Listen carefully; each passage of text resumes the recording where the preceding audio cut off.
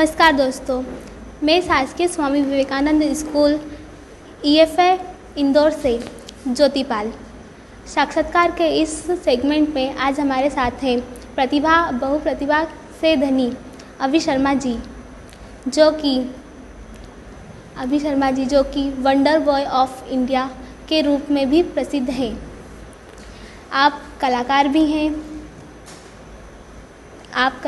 हैं, राइटर भी हैं और मोटिवेशनल स्पीकर भी हैं। तो आइए जानते हैं इनसे इनकी प्रतिभाओं के बारे में।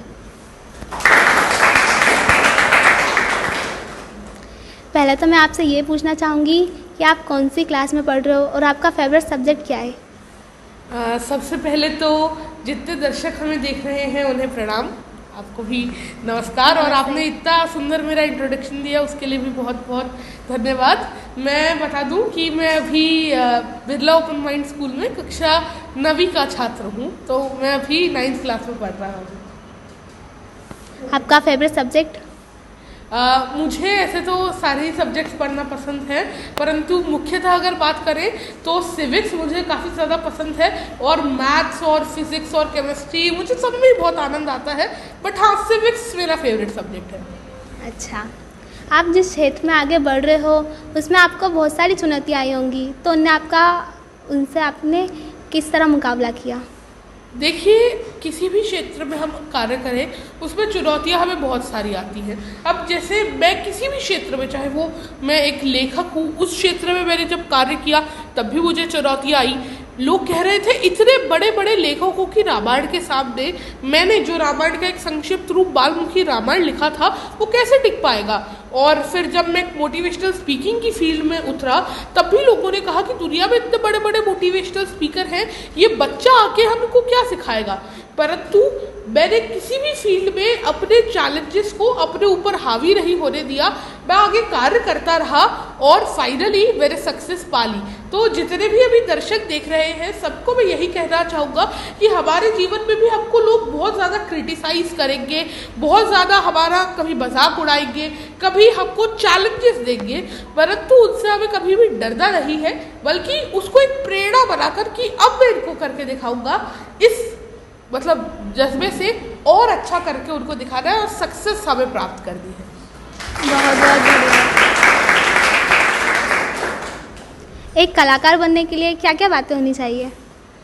देखिए, आप किसी भी फील्ड में किसी भी कला को प्रैक्टिस कर रहे हो, सपोज किसी को म्यूज़िक में इंटरेस्ट होता है, किसी को डांस में इंटरेस्ट होता है, मेरा इंटरेस्ट बोलने में, माने कि लोगों से कम्युनिकेट करने में, लिखने में, इन सारी फील्ड्स में है।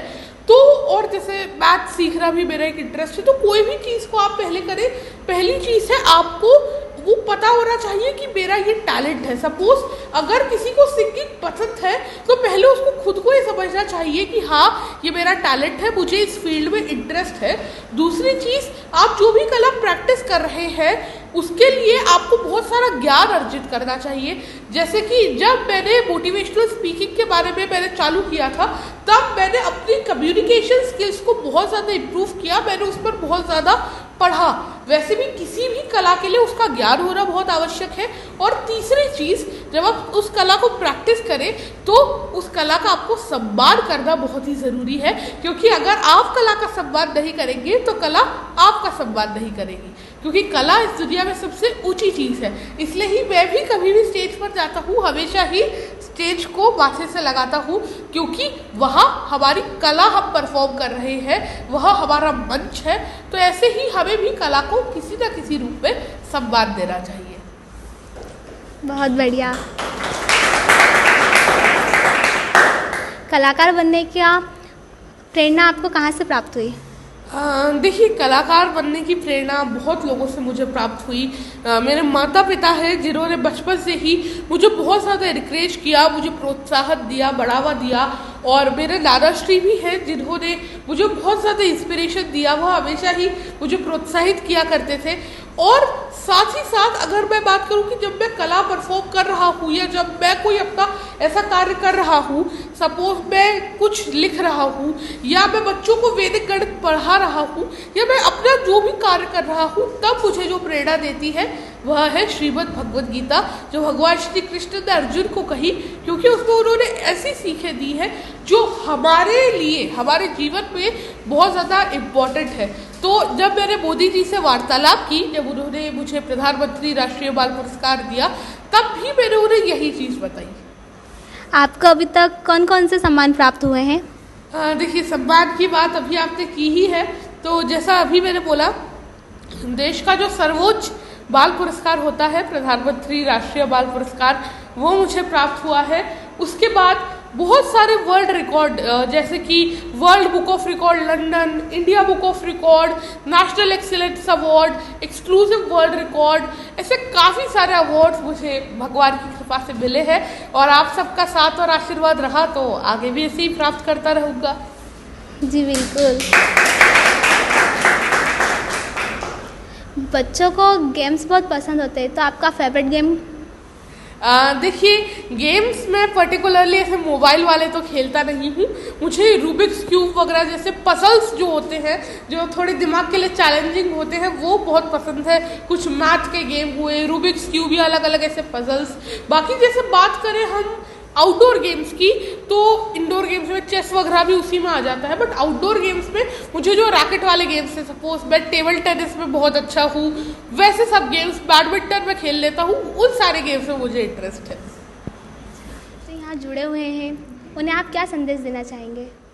जितने भी बच्चे मुझसे यहाँ पर जुड़े हुए हैं, मैं उन्हें यही संदेश देना चाहूँगा कि जीवन में हमारे को बहुत सारे लोग क्रिटिसाइज करेंगे, हमारे बहुत सारे लोग मजाक उड़ाएंगे, चाहे वो किसी भाषा को आने के लेकर हो, चाहे वो आपकी कम्युनिकेशन स्किल्स को लेकर हो, चाहे वो कभी, जैसे मुझे मेरा लोग बहुत, क्योंकि मैं खाते पीते अब घर का हूँ, तो मुझे उस वजह से बहुत बच्चे मेरा मजाक उड़ाया करते थे। बट इन सब चीज़ों से हमें कभी भी डरना नहीं है, बल्कि इनसे हमें मोटिवेशन लेना है और इनसे ही अच्छा और आगे कार्य करने हैं।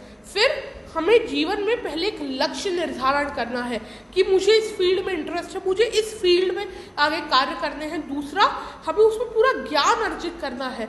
जैसे कि हमको सपोज गेम खेलना पसंद है, तो हम वही चीज़ को ऐसा कर सकते हैं कि कोडिंग सीख कर हम गेम बनाएं। तो ऐसी सोच हमें रखनी चाहिए। उसके बाद जो भी कार्य कर रहे हो उसको पूरी श्रद्धा, पूरी निष्ठा से करें और एक दिन फिर हमें सफलता ज़रूर मिलेगी। बस यही चीज़ है। और हाँ, श्रीमद् भगवद गीता और थोड़ी सी स्पिरिचुअलिटी, अध्यात्म को अगर हम अपने जीवन में अभी से ले आएंगे तो बहुत अच्छा होगा। अभी आपने सुनी बातचीत अभी शर्मा जी के साथ। इतनी कम उम्र में इतनी प्रसिद्धि मिलना बहुत कम लोगों के बात है, बस की बात है। बहुत बहुत धन्यवाद अभी शर्मा जी।